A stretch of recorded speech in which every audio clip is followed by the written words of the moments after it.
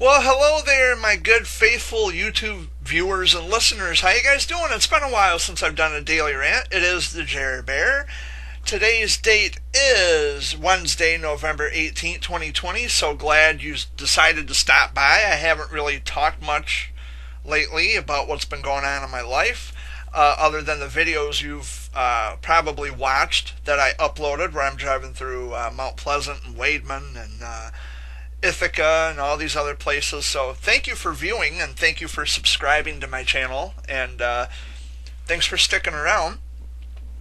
So there's something I wanted to talk about today, and although I vowed I would never talk about childhood cancer ever again, there was a thought that came up and I kind of wanted to talk about that a little bit, and hopefully shed some light on this, because I think I've found the real crux of the problem with a lot of these people who are against me or they've got something negative to say about me. I was really thinking about this and giving it, just a ton of thought, and so this is where I'm at now. I think when I was an advocate for childhood cancer, I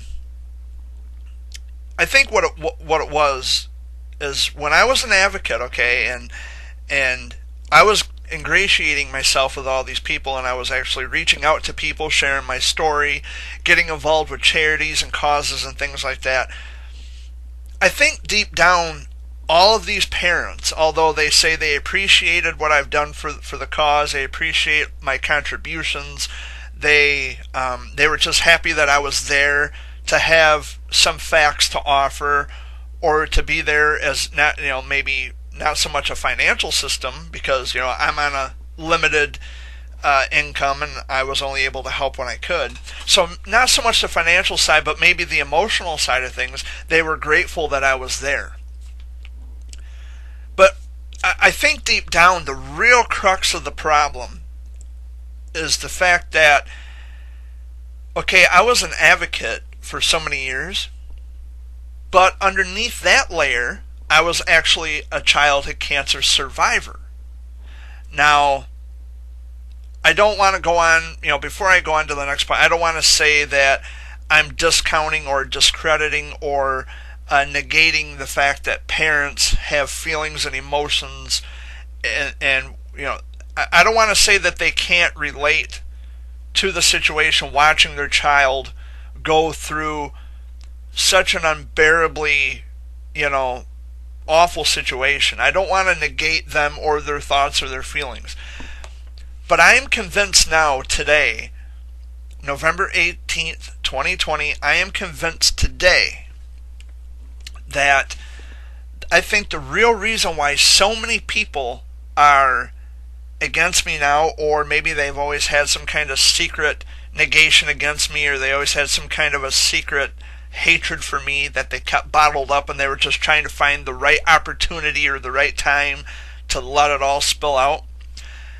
I think the real reason is because when it comes to their child's situation fighting cancer, I think that these parents are actually upset with me because of the fact that I can personally relate more to their child's situation than they can as their parents.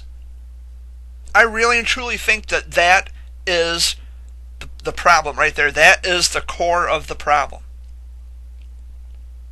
Now, I've had people suggest a lot of things to me over the years. I've had people try to tell me how to be an advocate. They've tried to censor me. They've tried to tell me what I can and can't say. And for all this time, I've been saying, fuck you. I'm an advocate and a survivor, and I'll say what the fuck I want. And if you don't like it, go away. Well, this is how I advocate. This is how I do things. And if you can't appreciate that, if you can't accept it, if you can't agree with it, then just fuck off. Go away and leave me alone. But deep down, I think that is the main crux of the problem, is they don't like it. A lot of these parents do not like it because I can relate. And whether I'm an advocate or not doesn't make a bit of a difference, because I'm still a survivor. These parents, they cannot accept the fact, they don't like the fact that even as an adult, I can personally relate more to their child's situation with cancer than they can as parents. That's really what it is. Now, if you're one of my haters, or if you're someone who doesn't agree with what I have to say, like, ever, and you're just kind of sitting there shaking your head, that's not it, and fuck you, Jared, and this, that, and the other, hey, I get it, whatever, I get it. But it kind of goes under the skin a little bit, doesn't it? It kind of goes under the surface of the flesh a little bit, because you know that is true. You know that, and like I said, I'm not discounting or discrediting emotions and feelings from parents, because they have to sit there and witness their children going through the unimaginable and the unthinkable. So I'm not taking away from the parents. I'm not saying your feelings and your thoughts don't matter. But what I'm saying is, when it comes to your child's situation between me and you, who can actually personally relate more? Who's actually closer in relevance or relation to your child's situation, me or you?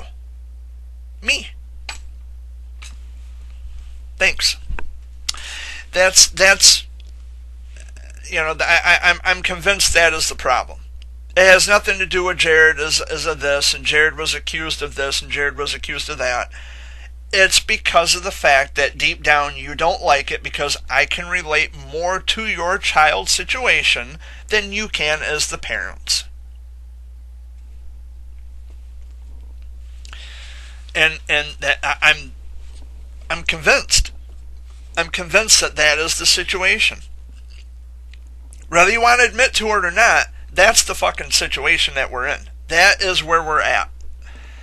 And like I said, I vowed to never talk about childhood cancer again, but after just kind of sitting here, I'm eating my lunch, and I'm thinking about this for a minute. I'm letting this thought kind of roll over in my head a few times, and it's like, because I think deep down these people know that if anything was actually true, the rumors and the gossip, if any of it was actually true, there would actually be like a police report against me, there would be an investigation pending, or there would be something big going on in terms of litigation. I would be, subpoenaed to court, police would be showing up at my house and things like that. None of that's happened. But I think a lot of it is jealousy. I think a lot of it is that Jared, this grown-up, this adult, he can relate more to my child's cancer situation than I can, because I've never had to go through chemo and radiation. Jared has, my kids have. We don't want Jared's input because Jared is not their parent. Jared is not their dad. Too fucking bad. Okay? Okay. But I think that's where, I think that's the main core of all of the problems. Because that's why I would always point out the fact that so many of these families who were directly impacted by childhood cancer are constantly reaching out to people who never had to walk a day in our lives. And this includes parents, because like I said, the parents go through something as well, watching their children fight something that they never thought they would have to fight ever.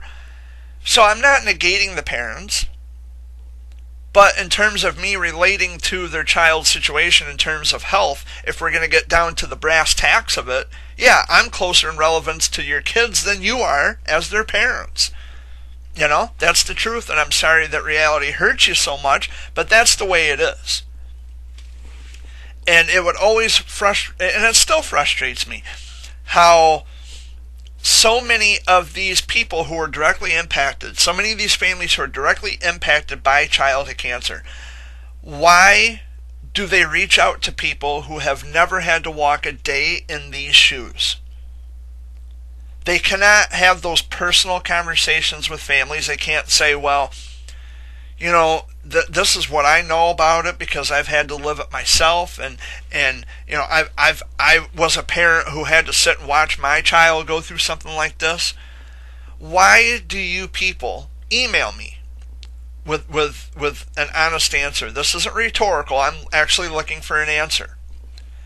Why is it that if you are a childhood cancer family, if you're a family affected by childhood cancer, why is it that you are reaching out and resonating to people, you're flocking to people who have never one day in their life walked in the shoes that you have had to walk through or what your children have had to walk through? Email me with an answer. I would greatly appreciate that. Okay. I received an email today from a very good friend of mine, and nameless. I'm not going to put names out there, but we had a discussion today about an individual. I don't even know if I should put his name out there, but he's I guess he. It's not Milk. It's not Tom. It's none of these people. It's another guy. He fundraises for a lot of causes for charities and for childhood cancer and things like that. Which, okay, fine, whatever. But I received an email because I mentioned the guy's name in an email with one of my good friends, and this person said, "Well, this guy is a saint," and it floored me. It's like, a saint, just because he fundraises for different causes and charities and things like that, you're going to call him a saint? And I had to point out, I said, well, just in case you hadn't noticed, for the last 7 years I was dedicating my life and fundraising for different causes and getting involved in different charities and actually raising money to help families directly instead of going through like a third party. I was taking money out of my own pocket and giving it directly to the families. There was an exchange of money between hands. I'm far from a saint for doing it, and I haven't received an email response back from this friend of mine, but that's what I'm saying. The truth is painful. The truth hurts. No one likes to be confronted with truth in the childhood cancer world. I noticed that for many, many years. Because anytime you point out a problem and you say, well, this is an issue, maybe we should try to work on this first before we get to the bigger issues. People think that you can just skip over the smaller issues within the demographic, and let's just go straight to raising awareness and trying to get the government to allocate more money towards research and cures and things like that. It's not as simple as that. If you want to put out a reflection of childhood cancer, you have to do it positively. And one ways of doing that and reflecting childhood cancer positively and putting putting the word out that we help us raise awareness. One way of doing that is to stop making it about yourself all the fucking time, which is another problem. That's one of the bigger issues that and it's most notable with people who are, whether they're directly impacted or not, that is one of the bigger issues that is notorious with childhood cancer, is that you have too many people wanting to be big shots all the time. They get these special awards and they're on television and they get all this recognition, and then suddenly they think they're hot shit and that they can take on the world by themselves. Well, this is coming from a childhood cancer survivor right here, right now, today. I'm telling you, I'm not above anybody else. Whenever I spoke about childhood cancer, it was always in the best interest of the people that I reached out to, which was a lot of fucking people. They will never tell you how I helped them. They will only tell you what they've heard about me, and they went on believing something stupid and without evidence, and that's where we're at now. You're only going to hear bad things about me. They're never going to tell you about all the good I've done. But see, I don't want the public recognition, and someone even pointed out to me, well, Jared, you should have went for public recognition because that way no one can negate what you've done. It's out there for the world to see. But again, it's that personal connection that I have with their kids. I can reach out to these kids on a much more profound, much more deeper level than even their parents can, because and it's no offense to the parents, but the parents aren't the ones getting the chemo and the radiation. Their kids are. Okay? It's like my mom and dad. They didn't have chemo and radiation. I did. So I can reach out to these children on a more profound, deeper level than their parents can. That's why so many of these parents are pissed at me. It has nothing to do with, oh, Jared is, he shows love a little too much and we don't like it and blah, blah, blah, blah, blah. Well, it's not even that. It has nothing to do with rumors that you see or read about me on Facebook. It has nothing to do with that. I don't know.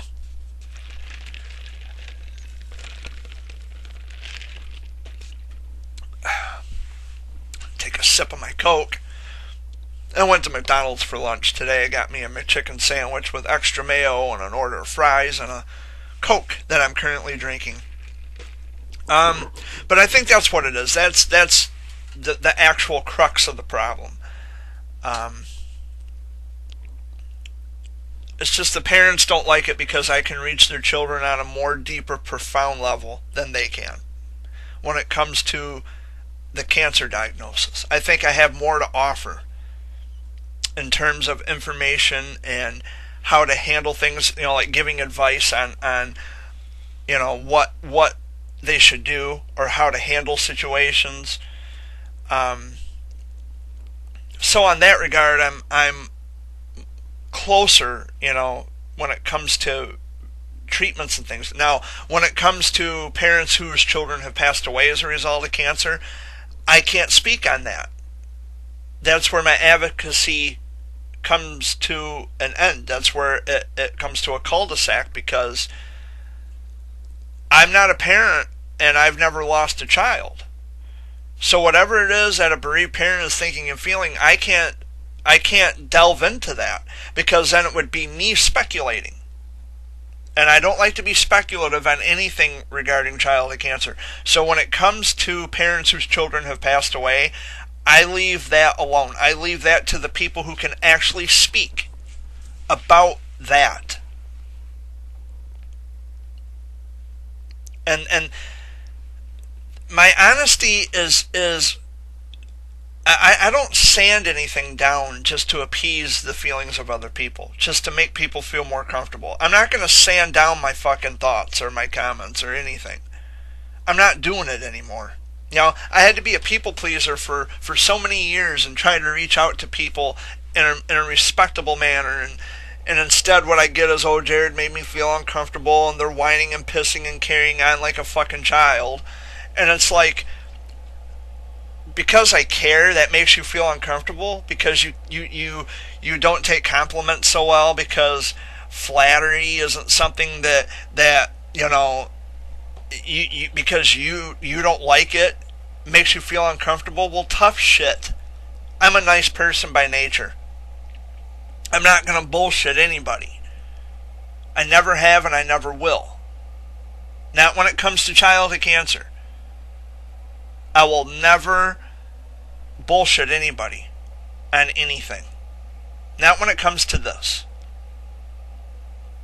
But I think it's, again, like I said, I think it's the fact that so many of these parents don't like the fact that I can relate more to their child's situation on a deeper personal level than they can.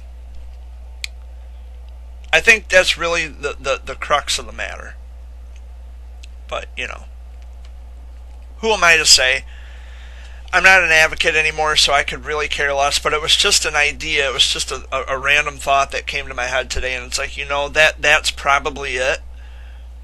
I was actually on my way to McDonald's getting lunch, and I just started to think about it. Like, that's probably it. That's probably the reason why so many of these parents despise me, because the truth of the matter is that I can relate more to their kid's situation than they can, being a survivor and having gone through the chemo and radiation and all that harsh treatment. Their kids are going through the same or similar harsh treatment, but I can still talk from personal experience, from a walking, talking survivor, from someone who actually, had to live in that hell. It's like these indirectly affected advocates. They can walk away anytime they want. They don't have to sit in a room and watch their children suffer needlessly at the expense of a deadly disease. You're not one of those people. So what do you care? I'm not saying don't have a heart, but it's like, the thing is that for you can get up and walk away. My parents couldn't just up and walk away. I couldn't just get up and walk out of the room. I had to stay. I had to live it out. I had to sweat it out, puke it out, get a fever, shit it out. I had to go through all kinds of horrible shit when I was a baby. And I think a lot of people are just jealous.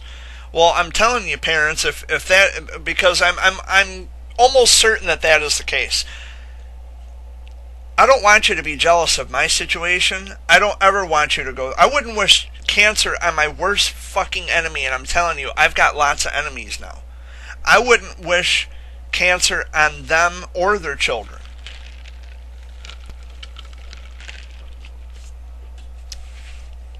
Never in my life would I wish that. I just can't believe so many people would actually be upset with me because I can relate I can relate more to their child situation on a personal level than they can. I know that's what it is. What else is it? Because all they have is this obsession, and it just circles on Facebook. It just goes round and round and round and round and round and round and round. All of these rumors and all this gossip, it just circles and circles and circles, and it gets nowhere. And I'm just waiting for, I'm waiting for a police report. I'm waiting for charges to come down on me. And I'm serious. I'm waiting for something to actually happen. Nothing will happen. I don't care who you are. You can get on Facebook. You can say whatever you want. You can do whatever you want. But until such time as I break a law, or if I do something I'm not supposed to do, what the fuck is your problem? That is my question to you. For all this time I've been asking myself, what is it about me that these people have against me so much? I think I cracked the code. I think that's what it is. I think I cracked the code. I think I figured it out. Because these parents are, they appreciate the fact that someone is there to help their children, which is fine. But on a deeper, profound level, they don't like it because even as an adult, I have more of a personal relation or a personal in-depth understanding of their child's situation than they do. And that makes them jealous. There's a jealousy thing going on. And if that's not what it is, then I don't know what the fuck it is. Obviously, the rumors aren't true because, like I said, there's no litigation. Nothing's happened. I haven't received a police report. Cops have not showed up at my house. I've not been subpoenaed into court. So what's the deal? I know Tom Mitchell said he was working closely with the Michigan State Police. Well, good for Tom Mitchell. Good for him. good for that punk-ass motherfucker, Dwayne Fornshell, behind the Cancer Kids Army Facebook page. Claims to be a childhood cancer survivor. Okay. So then you would know, Dwayne. Then you would know that you can speak more directly and profoundly. You can reach these children on a more personal, profound level in accordance with a cancer diagnosis than their parents can. Because if their parents have never had to go through this, and you have, yeah, I can see where there's a bit of a jealousy thing going on. But Dwayne, you should really just shut the fuck up. You know, you don't even know me, and you've got an opinion about me. I know you've been sharing shit from Tom Mitchell's post to your Cancer Kids Army page. Dwayne Fornshell, you can fuck off.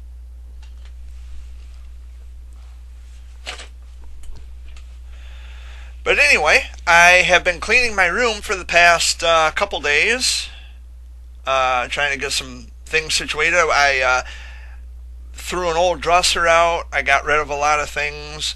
My room, I'm trying to kind of rearrange things, and I still have some work to do. I gotta get rid of some things yet, and I want to move around some dressers and rearrange some furniture. I got a new bed I want to put in here.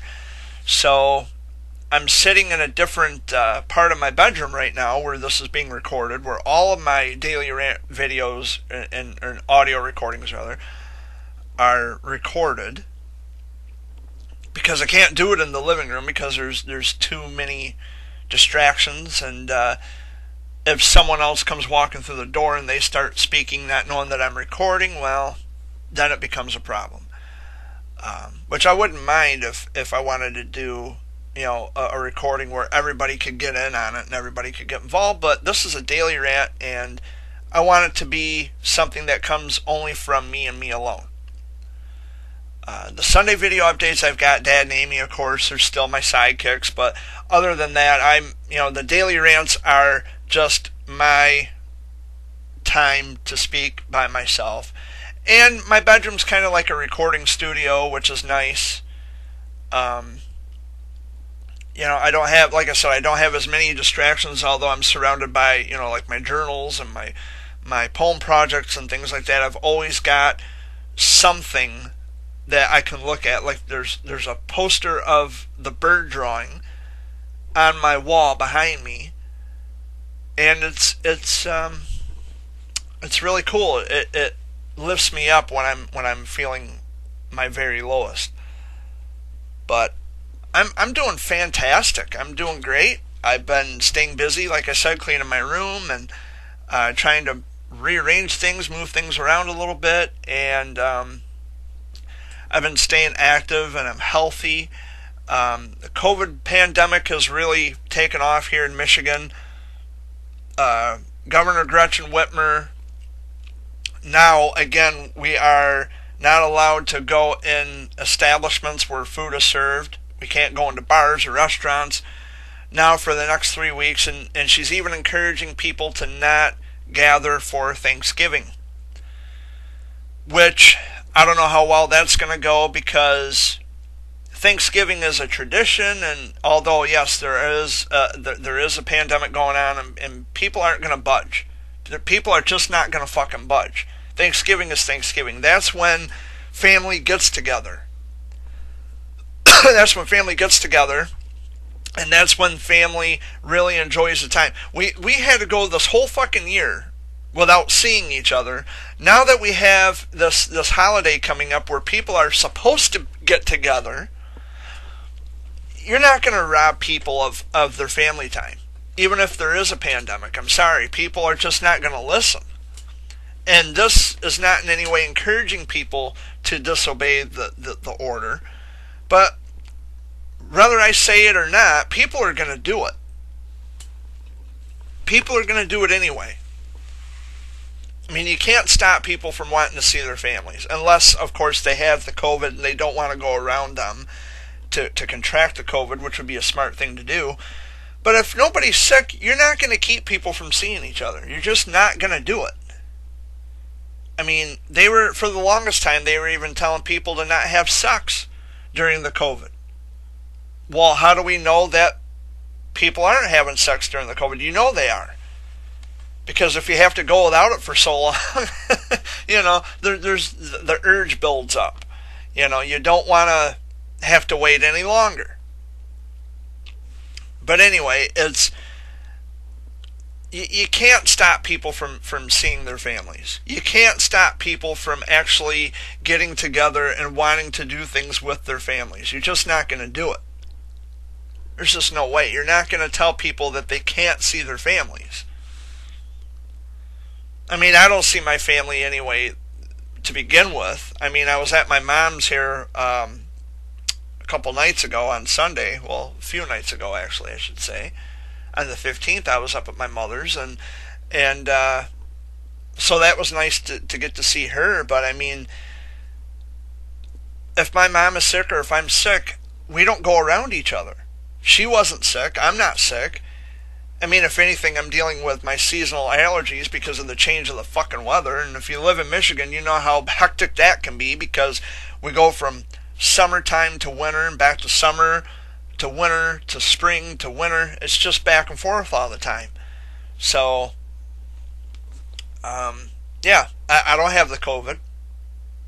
I mean, I have the sneezes and I might blow my nose from time to time, or I might have a little cough, as I've exhibited here a couple times, but there's no COVID threat. Well, Jared, you've never been tested for COVID. How do you know it's not COVID? Look, if I get really super fucking bad where I can't walk, where I'm crawling on the fucking floor, then I'll tell you what, I will go get tested for the COVID. I don't care about this, well, if you're asymptomatic. Well, that's everybody. You're going to have long lines, and you're going to have people waiting for miles, waiting just to be tested for the COVID. Miles. So we should treat people even when they are asymptomatic? I don't think so. Because they could very well say I have it when I don't. Either way, I mean, whether I exhibit symptoms or I don't, either way they can say I have it if I actually don't. So, I don't know. It's very tricky. I mean, we're treading on very murky waters with this pandemic, and I'll just be glad when it's done because I'm sick of hearing about it. I'm sick of every day I turn on the news and that's all I fucking hear about is the COVID pandemic, and people are dying from this shit every fucking day. It's depressing. It's really and truly fucking depressing. I can't deal with that shit.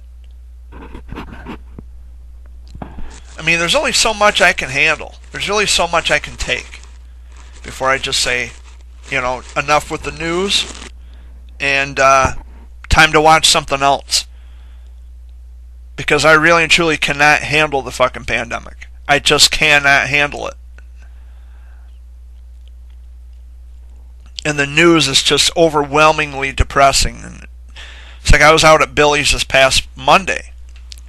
Dan Richards was out there doing the Monday flashback, and he was telling me, he says, yeah, man, you got to pay attention to the news. They're going to be closed down for the next 3 weeks. It's like, dude, I don't watch the fucking news. I said, the news is depressing. I said, every time I turn it on, all I hear about COVID. I'm tired of the fucking COVID. Let's talk about something else. Let's talk about why Trump refuses to accept defeat and move on. Why don't we talk about that for a little while? But he won't do that. He won't admit defeat. He's proven that. It's that narcissism, The narcissism will not allow a person to admit when they are wrong or when they've lost. I don't know. I can't figure it out.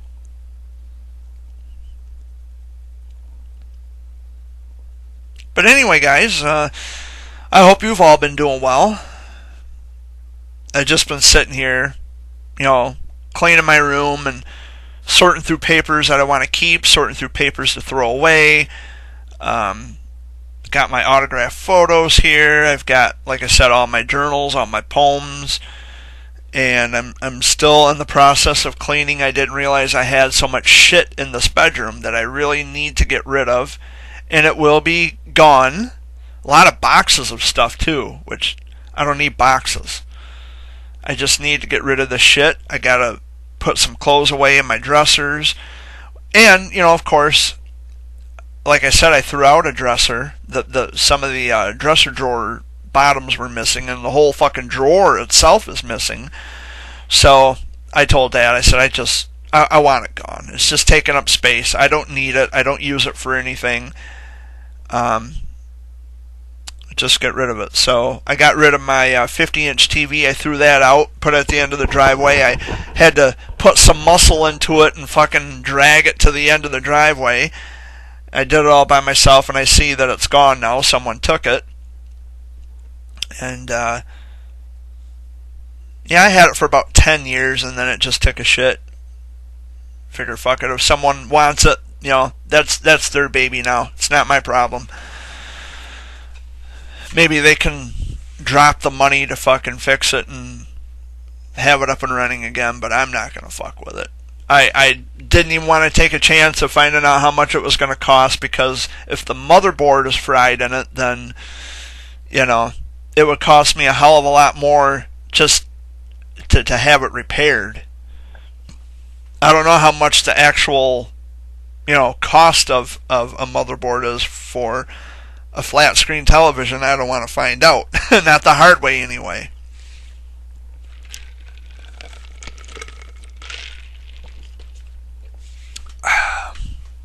Good Coke. I'm usually a Pepsi man, but they don't sell Pepsi at McDonald's, so